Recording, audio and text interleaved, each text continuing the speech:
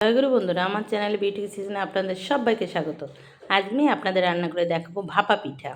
এখানে বন্ধুরা দেখুন, চালের গুঁড়িতে লবণ দিয়ে জল দিয়ে সুন্দর করে আগে একটু ভিজিয়েছি, জলে ছিটা দিয়ে দিয়ে, কারণ একদম মানে পুরো জলে কাদা কাদা হলেও হবে না ভাপা পিঠাটা, তাই একটু সুন্দর এইভাবে জলে ছিটে দিয়ে সুন্দর করে মাখিয়েছি, একটু সময় রেখেছি। যেহেতু কেনা গুঁড়িটা অতটা ভালো না, তবুও রেখেছি। এখানে ভাপা পিঠে আমাদের লাগবে চালের গুঁড়ি মাখা, এই যে লবণ দিয়ে রেখেছি। এখানে গুড়টাকে গ্রেট করে রেখেছি, এই যে দেখুন একদম মিহি করে যে গুড় রেখেছি। আর এখানে নারকেল কুচি। তো এখানে আমি ভাপা পিঠে বানানো হবে। দেখুন ভাপা পিঠেটা কী করে তৈরি করা হবে। একটা বাটি নিয়েছি, এখানে ছোট্ট দেখে একটা বাটিতে কিছুটা এবার দেয়া হবে চালের গুঁড়ি। কিছুটা চালের গুঁড়ি দিয়ে সুন্দর করে বসিয়ে এবার দিতে হবে গুড়।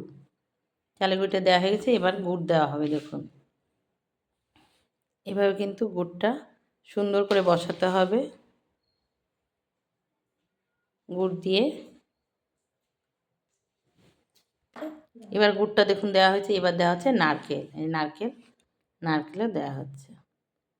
সুন্দর করে এভাবে কিন্তু আগে সাজিয়ে নিতে হবে। আগে চালের গুঁড়ি, তারপরে গুড়, এবার নারকেল দিয়ে এবার আবার চালের গুঁড়ি দিতে হবে। এবার দেখুন চালের গুঁড়ি দিয়ে এই যে সুন্দর নারকেলটাকে ঢেকে দিতে হবে।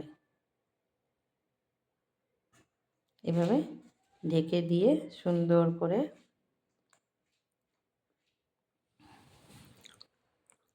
মিহি করতে হবে, সুন্দর করে সমান করতে হবে বাটিতে। যেহেতু শুকনো শুকনো জিনিস বাটি থেকে খুলে না পড়ে যায়, আর বাটিটা আগে তুলতে হবে সুন্দর করে। দেখুন কি সুন্দরভাবে এবার সুন্দর চেপে চেপে বসাতে হবে, একদম বাটির মতন হয়ে যাবে। ব্যাস হয়ে গেছে দেখুন। এবার এটা আমি একটা ফুটো থালায় বসাবো। এটা ছোট মুখওয়ালা হাঁড়িতে বসিয়ে দিলে ভালো হয়, তার ভিতরে জল হবে, কিন্তু আমার তো সেটা নেই, তাই আমি আজকে ফুটো থালায় এই দেখুন বন্ধুরা, আমি সসপ্যানে জল বসিয়ে দিয়েছি, জল টকবগে ফুটছে। এই জলের পরে আমি থালা দেব। এই দেখুন বন্ধুরা ফুটো থালা, এবার বাটিটা সুন্দর করে ফুটো থালায় এই যে দেওয়া হবে।